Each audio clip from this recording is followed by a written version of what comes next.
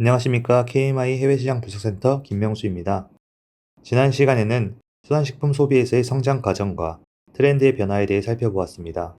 이번 시간에는 각종 데이터를 바탕으로 권역별로 수산식품 소비 트렌드를 살펴보는 시간을 가져보겠습니다. 오늘은 첫 번째 권역, 동북아시아입니다. 동북아시아 수산식품 공급 구조와 소비 특성에 대해 말씀드리겠습니다. 동북아시아는 세계 수산식품 공급에서 매우 중요한 지역입니다. 2022년 기준 전 세계 수산식품 공급량의 약 45%가 이 지역에서 생산 유통되고 있으며 특히 중국이 압도적인 비중을 차지하고 있습니다. 중국은 약 7천만 톤의 규모의 생산을 기반으로 세계 최대 수산식품 공급국 지위를 유지하고 있습니다. 민물 어류, 두종류, 갑각류 등 주요 품목 대부분에서 세계 1위를 기록하고 있으며 생산 기반을 바탕으로 내수와 수출을 동시에 확대하는 구조를 보이고 있습니다. 반면 일본과 한국은 자국 생산만으로는 수요를 충족하기 어려운 구조입니다. 두 국가는 어류, 갑각류, 폐류 등 다양한 품목을 수입에 의존하고 있으며 특히 일본은 품질과 안전성을 중시하는 고급 소비 시장의 특성을 보이고 있습니다. 한국 역시 건강 중심 식문화 확산과 함께 수입 수산식품의 품질과 위생 관리가 중요한 요소로 작용하고 있습니다. 이처럼 동북아시아는 중국의 생산 중심 구조와 한국, 일본의 수입 의존 구조가 병존하는 특징을 보입니다. 부류별로 보면 이러한 차이는 더욱 뚜렷하게 나타납니다. 어류 부문에서는 중국이 대규모 양식 체계를 기반으로 생산과 수출을 주도하고 있습니다.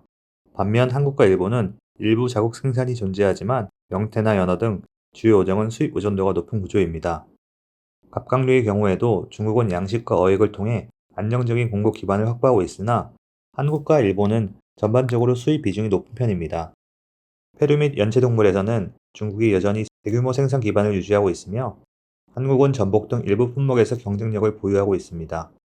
일본은 대부분 품목에서 수입 의존도가 높은 구조를 보입니다. 한편 소비 측면에서도 국가별 차이가 뚜렷합니다.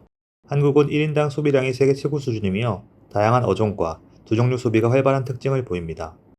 일본은 전통적으로 해면 어류 중심의 소비 구조를 유지하고 있으며 중국은 내수면 양식 기반의 어류 소비 비중이 매우 높은 구조를 보입니다. 이러한 차이는 각국의 지리적 여건과 식문화에서 비롯된 것으로 볼 수 있습니다. 종합하면 동북아시아 수산식품 시장은 중국의 생산 중심 구조와 한국, 일본의 수입 의존 구조, 그리고 국가별로 상이한 소비 패턴이 결합된 복합적인 시장으로 정리할 수 있습니다. 다음으로 동북아 수산식품 소비 트렌드에 대해 말씀드리겠습니다. 최근 동북아시아는 경제성장, 도시화, 1인 가구비 맞벌이 증가, 그리고 콜드체인 유통망 발달 등으로 수산식품 소비 환경이 빠르게 변화하고 있습니다. 이러한 변화는 크게 세 가지 트렌드로 정리할 수 있습니다. 바로 편의성, 해조류, 그리고 소비 형태의 다양화입니다. 먼저 편의성 중심 소비 확대입니다. 동북아시아 전반에서 가장 두드러진 변화는 간편하게 조리하고 섭취할 수 있는 순환식품 수요의 증가입니다. 다만 이러한 편의성 트렌드는 각국의 인구 구조와 생활 방식에 따라 서로 다른 형태로 나타나고 있습니다. 한국의 경우 1인 가구와 영유아 가구를 중심으로 수산 HMR 소비가 빠르게 확산되고 있습니다.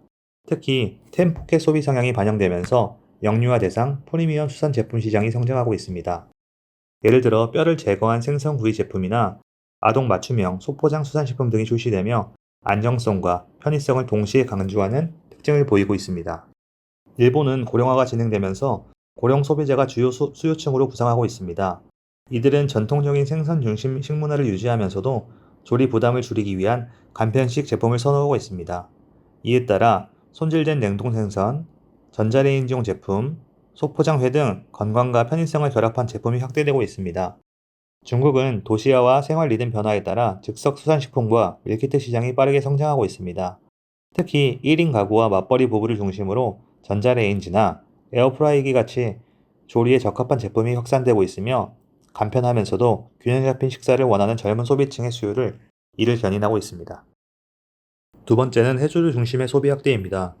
동북아시아는 전 세계에서 해조류 소비가 가장 활발한 지역으로 2022년 기준 전 세계 공급량의 약 68%를 차지하고 있습니다. 또한 1인당 소비량 역시 세계 평균을 크게 상회하며 특히 한국은 세계에서 가장 높은 소비 수준을 보이고 있습니다. 국가별로 보면 소비 구조에도 차이가 있습니다. 한국은 김, 미역, 다시마를 중심으로 일상 식단에서 폭넓게 소비하며 섭취 빈도가 매우 높습니다. 일본은 다양한 해조류를 전통적으로 소비해왔으며 기능성과 지역성을 기반으로 한 고부가 가치 제품이 발달해 있습니다. 중국은 대규모 생산을 기반으로 품종 다양화와 함께 독특한 소비 형태를 보이고 있습니다. 종합하면 동북아시아는 해조류 소비 규모와 다양성 모두에서 세계적인 중심지이며 각국은 서로 다른 강점을 바탕으로 시장을 발전시키고 있습니다. 세 번째는 소비 형태의 다양화입니다. 한국, 일본, 중국은 모두 오랜 수산식문화 전통을 가지고 있지만 최근에는 소비 방식에서 뚜렷한 차별화가 나타나고 있습니다. 한국은 신선도를 중시하는 소비 성향이 강하며 활어 중심의 회와 구이 소비 문화가 일반화되어 있습니다. 일본은 초밥과 회를 중심으로 한 정교하고 세분화된 수산식문화가 특징입니다. 특히 최근에는 회전초밥이 가성비 중심 소비 트렌드로 대표 사례로 자리 잡고 있으며 젊은 층과 관광객 수요를 동시에 흡수하고 있습니다. 중국은 전통적으로 민물 어류 중심의 소비 구조를 가지고 있지만 최근에는 해양수산식품 그리고 수입수산식품 소비가 빠르게 확대되고 있습니다. 특히 연안 도시를 중심으로 프리미엄 수산식품과 외식 중심 소비가 증가하고 있으며 온라인 유통과 냉동 가공 제품 소비도 확대되고 있습니다. 결론적으로 동북아시아는 전통적인 식문화를 기반으로 하면서도 편의성 확대, 해조류 중심의 건강식 트렌드, 그리고 소비 형태의 다양화가 동시에 진행되고 있습니다. 또한 국가 간 식문화 교류가 활발해지면서 제품과 소비 방식이 서로 영향을 주고받는 융합 현상도 점차 강화되고 있습니다. 다음으로는 동북아시아 국가들의 수산 가공식품 제품 출시 트렌드에 대해 말씀드리겠습니다. 분석 데이터는 민텔의 GMPD 데이터를 활용하였습니다. 이번 장에서는 수산 가공식품 출시 규모, 보관 방식, 제품 형태 등 다양한 측면에서 살펴보았습니다. 먼저 제품 출시 규모입니다. 전체적으로 보면 한국이 가장 활발하게 신제품을 출시해왔으며 최근에는 중국의 증가세가 매우 빠르게 나타내고 있습니다. 특히 2024년 기준으로 중국이 약 45%로 가장 높은 비중을 차지하며 한국과 거의 유사한 수준까지 확대된 상황입니다. 반면 일본은 상대적으로 낮은 수준이며 전체적으로 감소 또는 정체 흐름을 보이고 있습니다. 전반적으로 중국은 빠르게 성장, 한국은 유지, 일본은 정체라는 구조로 이해할 수 있습니다. 두 번째는 보관 방식입니다. 한국과 중국은 냉동 제품 중심 구조를 보이고 있으며 이는 온라인 유통 확대와 장기 보관 수요가 반영된 결과입니다. 반면 일본은 냉장 제품 비중이 가장 높은 비중을 차지하고 있습니다. 이는 매일 신선 식재료를 소비하는 식문화와 소포장 즉시 섭취형 제품 중심 구조가 반영된 결과입니다. 정리하면 한국, 중국은 저장성과 유통 효율, 일본은 신선도와 즉시 소비 중심입니다. 세 번째는 제품 형태입니다. 제품 형태에서는 국가 간 차이가 더욱 뚜렷하게 나타납니다. 한국은 필렛이나 슬라이스와 같이 원물 형태를 유지한 제품 비중이 높습니다. 이는 구이, 조림 등 전통 가정식 소비와 연결됩니다. 반면 중국과 일본은 스틱, 소세지, 볼, 너겟과 같은 제가공 기반의 간편 섭취 제품 비중이 높습니다. 이는 간식형 소비와 편의식 수요 확대가 반영된 결과입니다. 즉, 한국은 신선 원물형, 중국과 일본은 가공 간편형 중심으로 구분됩니다. 네 번째는 가공 방식입니다. 전반적으로는 굽기와 건조 방식이 가장 많이 활용되고 있으며 그 다음으로는 튀김과 훈제 제품이 뒤를 잇고 있습니다. 다만 국가별 특징도 분명합니다. 한국은 구이와 건조 제품 비중이 높아 전통 소비 기반과 간편식 수요가 동시에 반영된 구조입니다. 중국은 튀김 제품 비중이 높아 풍미와 대중성을 강조하는 전략이 나타납니다. 일본은 구이와 튀김 제품이 중심으로 전통 식문화와 일상식 소비가 균형을 이루는 특징을 보이고 있습니다. 원재료 측면에서는 국가별 생산 기반과 소비 선호에 따라 차이가 나타나지만 공통적으로 새우류 활용 비중이 높다는 특징이 있습니다. 한국은 오징어, 새우, 대구를 중심으로 구이, 건조 등 전통식 활용이 강한 반면 중국은 새우, 연육, 가재류 등 대량 양식이 가능한 품종을 중심으로 제품이 개발되고 있습니다. 일본은 고등어, 대구, 새우를 기반으로 다양한 조리 방식에 적합한 제품이 출시되고 있습니다. 또한 추출물 활용에서도 차이가 나타나 한국과 일본은 게, 멸치, 참치, 가리비 등 다양한 원료를 활용하는 반면 중국은 상대적으로 활용 비중이 낮은 것으로 나타납니다. 종합하면 동북아시아 수산 가공식품은 국가별 주재료와 조리 방식에서 차별화가 뚜렷하며 동시에 간편성과 건강성을 중심으로 주요 어종을 활용한 다양한 제품이 확산되고 있는 것으로 볼 수 있습니다. 다음으로 국가별 수산 가공식품의 소고점이 어떻게 강조 또는 변화되었는지 말씀드리겠습니다. 소고점은 소비자가 제품을 선택하도록 만든 핵심 매력 요소, 다시 말해 제품이 강조하는 가치 포인트라고 이해해 주시면 되는데요. 동북아시아에서 출시된 수산 가공식품은 소비자의 다양한 니즈에 대응하기 위해 제품 패키지 및 마케팅 문구를 통해 특정 소고점을 강조하고 있습니다.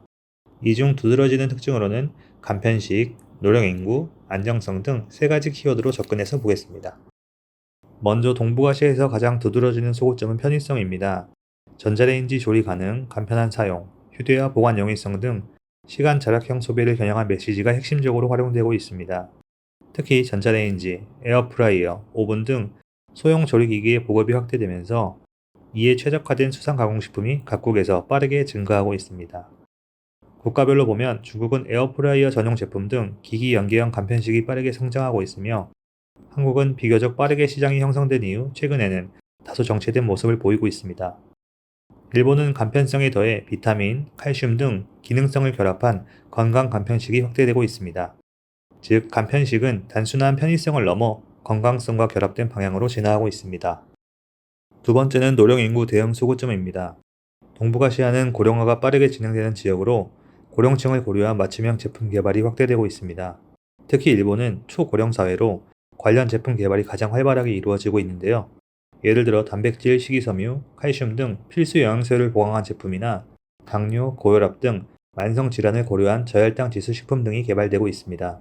또한 죽, 스프, 찜류와 같이 소화가 쉽고 섭취가 편한 형태의 제품이 확대되고 있습니다. 이러한 제품은 단순한 영양 공급을 넘어 고령층의 삶의 질과 식사 만족도를 높이는 방향으로 발전하고 있습니다. 다시 말해 노령 인구 대형 소고점은 건강, 기능성, 섭취 편의성이 결합된 형태라고 볼 수 있습니다. 세 번째는 안전성 및 투명성 소고점입니다. 동북아시아에서는 식품의 안전성과 제조 과정에 대한 신뢰가 제품 선택의 핵심 기준으로 부상하고 있습니다. 특히 무첨가, 저나트륨, 천연 원료 등 안전성 관련 메시지가 확대되고 있으며 원재료의 출처, 가공 방식, 품질 관리 정보 등 제품 전반에 대한 정보 공개 요구도 증가하고 있습니다. 중국의 경우 이러한 경향이 특히 강하게 나타나 소비자의 상당수가 식품 선택 시 건강에 영향을 고려하고 제조 공정과 위생 관리에 대한 투명성 정보 제공을 중요하게 인식하고 있습니다. 이에 따라 일부 기업은 원재료 출처와 생산 과정을 실시간으로 공개하는 등 투명성을 강화하는 전략을 도입하고 있습니다. 또한 한국과 일본은 MSC 인증 등 인증을 활용한 제품과 추출물, 첨가물 관리 등 신뢰도 강화를 위해서 힘쓰고 있습니다. 결론적으로 안전성 및 투명성은 단순한 품질 문제를 넘어서 브랜드 신뢰와 직결되는 핵심 경쟁 요소로 확대되고 있는 추세입니다. 이상으로 동북아시아 수산식품 소비 트렌드를 살펴보았습니다. 수산식품 공급망에서 중요한 역할을 하고 있는 동북아시아는 편의성과 해조류, 그리고 다양한 소비 형태를 가지는 트렌드를 유지하고 있으며 수산식품의 출시 형태도 편의성과 건강성, 그리고 신뢰성을 중심으로 변화하고 있습니다. 다음 시간에는 이러한 트렌드를 바탕으로 실제 소비자 인식을 분석한 설문조사 결과를 통해 보다 구체적인 시사점을 도출해 보도록 하겠습니다. 이상으로 발표를 마치겠습니다. 감사합니다.